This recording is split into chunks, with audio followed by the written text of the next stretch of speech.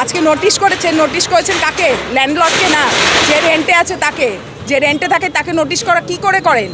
তাকে রেন্টে নোটিশ করে দিয়ে আপনি আমার ড্যামেজ করে দিবেন? আমি তো ল্যান্ডলর্ড, আপনি আমাকে নোটিশ করা উচিত ছিল না? এখানে রাস্তার মধ্যে গাড়ি দাঁড় করিয়ে রেখে লোডিং আনলোডিং, সেটা আমরা প্রথম থেকে আমরা ওয়ার্ড কমিটিগতভাবে এটার এগেনস্টে আমরা নেমেছিলাম। পাড়ার সাধারণ মানুষ আমাদের সঙ্গে ছিল। শিলিগুড়ির সেবক রোড সংলগ্ন ১৩ নম্বর ওয়ার্ডের পাঞ্জাবিপাড়া এলাকায় একটি অবৈধ গোডাউন ভেঙে দিল শিলিগুড়ি পুর নিগম। এদিন শিলিগুড়ি মেট্রোপলিটন পুলিশের অন্তর্গত পানিট্যাঙ্কি ফাঁড়ির পুলিশকে সঙ্গে নিয়ে এই অবৈধ নির্মাণ ভেঙে দেওয়া হয়। এদিকে পুর নিগমের এই ভূমিকায় ক্ষুব্ধ গোডাউন মালিক। তার অভিযোগ, পুর নিগমের তরফে নির্মাণ ভাঙার নোটিশ তার কাছে না পাঠিয়ে ভাড়াটের কাছে পাঠানো হয়েছে। পুর নিগমের এই ভূমিকায় প্রশ্ন তোলেন তিনি। পাশাপাশি গোডাউন মালিকের দাবি, গত ৬০ বছর ধরে এই গোডাউনটি রয়েছে।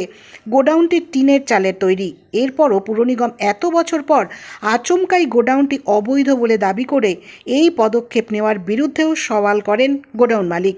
এ ব্যাপারে ওয়ার্ড কাউন্সিলর তথা মেয়র পরিষদ মানিক দে বলেন, রেসিডেন্সিয়াল এলাকায় এভাবে বড় গোডাউন করা যায় না, এতে সাধারণ মানুষের অসুবিধা হয়। আগেও এ ধরনের গোডাউন ভেঙে দেওয়া হয়েছে। গোডাউনটি ফাঁকা জায়গায় সরিয়ে নেওয়ার জন্য গোডাউন মালিককে অনুরোধ করলেও গোডাউন মালিক কর্ণপাত করেননি। প্রথম নোটিশ দেওয়ার পরও সময় চেয়ে পুর নিগমের দ্বারস্থ হননি। গোডাউন মালিকের সমস্ত অভিযোগ নস্যাৎ করে কাউন্সিলর জানান, রেসিডেন্সিয়াল এলাকায় এ ধরনের অবৈধ গোডাউন থাকলে সেগুলিও ভেঙে দেওয়া হবে।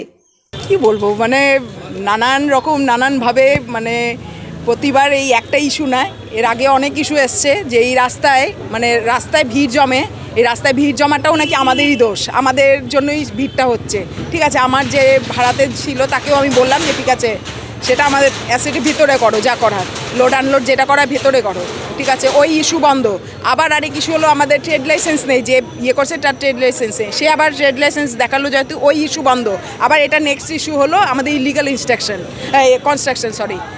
Illegal construction. তো ইলিগাল কনস্ট্রাকশনটা তো আজকে করিনি, ইলিগাল কনস্ট্রাকশন 60 বছর ইয়ার্স ব্যাক। তা আজকে এতদিন পরে মনে পড়লো এটা ইলিগাল কনস্ট্রাকশন। ঠিক আছে, আর টিনের শেড কী করে ইলিগাল কনস্ট্রাকশন হয়? সেকেন্ড কথা হলো, আজকে নোটিশ করেছেন কাকে? ল্যান্ডলর্ডকে না, যে রেন্টে আছে তাকে। যে রেন্টে থাকে তাকে নোটিশ করা কী করে করেন? তাকে রেন্টে নোটিশ করে দিয়ে আপনি আমার ড্যামেজ করে দিবেন? আমি তো ল্যান্ডলর্ড, আপনি আমাকে নোটিশ করা উচিত ছিল না? মৌমিতা দাস। এটা হচ্ছে দেখুন, এটা তো একটা ট্রান্সপোর্টকে সরানোর বিষয় না। আমরা বিগত 5 বছর, আমি এর আগের টার্মেও আমি কাউন্সিলর ছিলাম।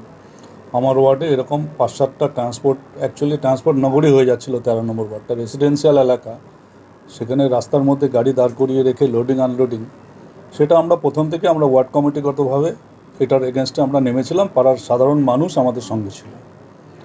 সেই মনে করে অনেক ট্রান্সপোর্ট আমাদের পাড়ার থেকে দেখবেন বাইপাসে চলে গেছে। তাদের বড় বড় জায়গা, যেখানে ব্যবসা বড় হবে আস্তে আস্তে তাদেরকে বাইপাস, বড় বড় শহরে দেখবেন যেখানে রেসিডেন্সিয়াল এলাকা আগে ট্রান্সপোর্ট ছিল, সেগুলো কিন্তু আউটসাইড এলাকা, শহরের বাইরেই সবাইকে নিয়ে যেতে হবে। কারণ 16 চাকা 18 চাকা যে বড় বড় গাড়িগুলো ওরা নিয়ে আসে রাস্তায়, সেই রাস্তা দুদিনও টেকে না। পাড়ার রাস্তাগুলো দুদিনে নষ্ট হয়ে যায়।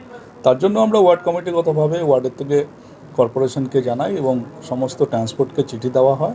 সেটা গেল বোর্ডেই দেখা গেছে আমাদের 5-7টা ট্রান্সপোর্ট এরকম আমাদের ওয়ার্ড থেকে চলে গেছে। এই দুটো ট্রান্সপোর্ট, এখানে ছিল দুটো ট্রান্সপোর্ট, এখন দেখছেন আপনারা একটা, কিন্তু এখানে দুটো ছিল। এরাও আমাদের কাছে, আশপাশের বাসিন্দারা, ওখানে একটা অ্যাপার্টমেন্ট আছে, বড় অ্যাপার্টমেন্ট, কল্যাণী অ্যাপার্টমেন্ট, তারা এবং তার আশপাশে যারা আছে, তারা রাত্রের বেলা 12টা 1টা 2টোর সময় যেভাবে লোডিং আনলোডিং, তার ভিডিও আমাকে পাঠিয়েছিল। এখন আছে কিনা আমাকে দেখতে হবে।